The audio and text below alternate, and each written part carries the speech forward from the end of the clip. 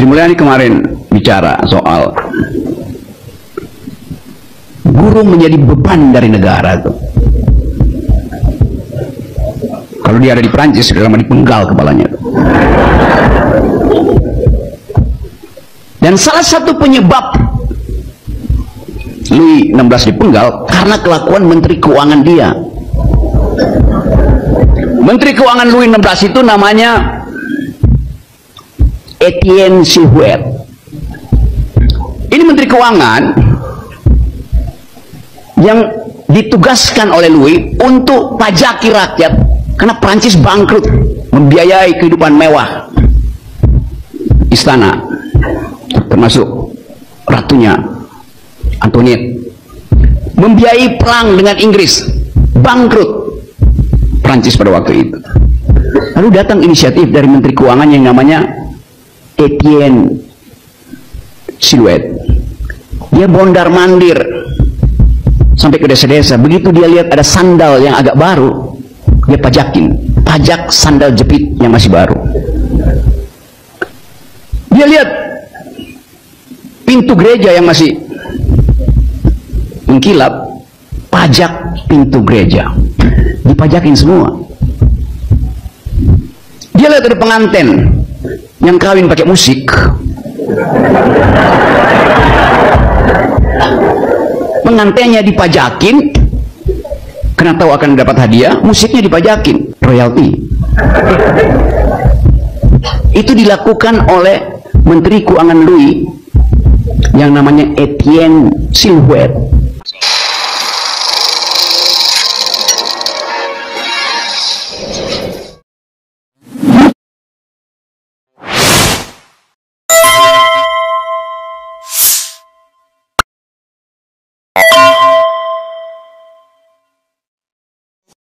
Assalamualaikum warahmatullahi wabarakatuh. Pemirsa, Rocky Gerung murka pada Sri Mulyani dengan pernyataan yang lugas. Dan mudah-mudahan pernyataannya ini sampai ke Sri Mulyani ya. Kalau Sri Mulyani itu ada di Perancis, sudah dipenggal itu kepalanya. Ya. Pernyataan ini bukan pertanyaan, tapi penegasan hukum yang ditanggung oleh orang yang memeras rakyat. Apalagi dengan pernyataan Sri Mulyani sebelumnya, guru membebani APBN, anggaran. Kan kurang ajar Sri Mulyani ngomong kayak begitu. Nah, akhirnya kan direaksikan. Jangankan di Perancis, ya, di Korut saja, di Korea Utara saja, ya, Sri Mulyani ini namanya udah di batu nisan, sudah dikubur. Kalau di Cina gimana? Kayaknya sama saja, ya kan? Karena dengan Sri Mulyani inilah pejabat-pejabat ini menjadi rusak semua. Ya, karena pejabat-pejabat goblok, ya kan? Ambisinya bangun infrastruktur, ya, dan Sri Mulyani mengatakan, ada uang nggak Bu? Ada Pak, mau apa? Bikin ini, bikin itu. Sudah, gitu aja. Ya, apa yang dinyatakan oleh Rocky Gerung bahwa Sri Mulyani kalau di Perancis itu akan dipenggal kepalanya, itu terkait dengan situasi zaman Louis ke-16 kalau tidak salah ya, yang pada akhirnya melahirkan revolusi Perancis. Nah, revolusi Perancis ini adalah titik di mana rakyat Perancis yang diperas terus oleh Menteri Perpajakan, Menteri Keuangannya zaman itu, gitu kan, dan mereka memajaki rakyat dengan berbagai cara dan terus-menerus. Tetapi hasil dari pajak itu untuk siapa?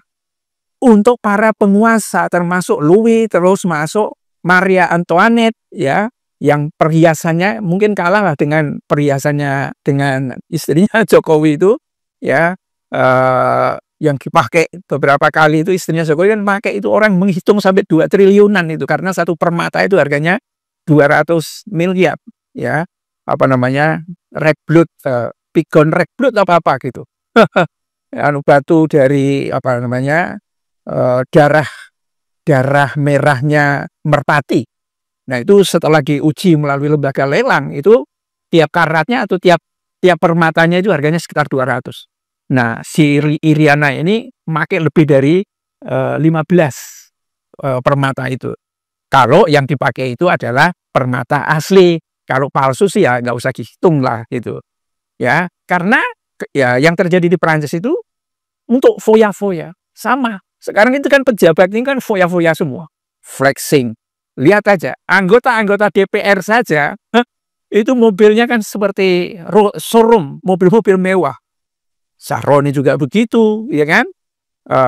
DPR yang lain juga seperti itu. Tidak hanya cukup 5 apa 10, di atas itu, ya. Dan satu mobil bisa harganya lebih dari 1 miliar rupiah. Bahkan ada yang sampai 7 miliar, mungkin sampai 15 miliar dan lain sebagainya. Dari mana duitnya? Dulu dia miskin, ya. Tapi karena mungkin miskin itu kemudian tampak berjuang, dipilih rakyat, kemudian dia morotin proyek-proyek ini. Dan semua kan sekarang BUMN kan juga rugi semua. Mana yang untung? Hampir habis semua. Dan sementara itu insentif dan lain sebagainya dibagi DPR, perusahaan, kemudian partai politik dan pemerintah. Rakyat diperas lagi, diperas lagi.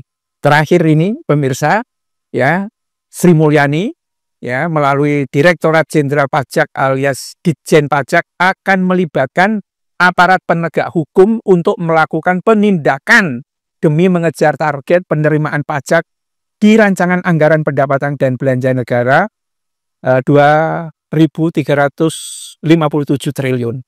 Ya, pada paparannya kepada Komisi 11 DPR, Menteri Keuangan Sri Mulyani Indrawati mengatakan target penerimaan pajak 2026 itu merupakan bagian dari target pendapatan negara yang dipatok 3.000 sekian triliun. Targetnya adalah tumbuh hampir 10% year on year dari outlook 2025.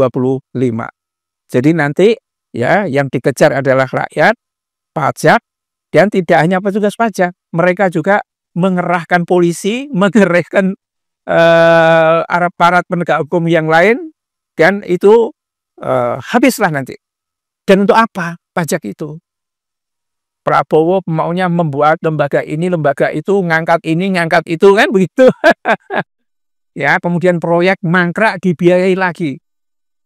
Mau sampai jungkir balik kayak apa yang namanya IKN itu, ya sekarang kabarnya itu berapa miliar itu untuk biaya perawatan IKN yang tidak dipakai, dan hanya mungkin yang di sana itu hanya PSK aja untuk melayani bajingan-bajingan yang mengaku ASN atau mungkin pejabat yang ada di sana, kan mungkin pakai beberapa bangunan yang ini, kemudian dipakai uang negara itu untuk membiayai mereka semua.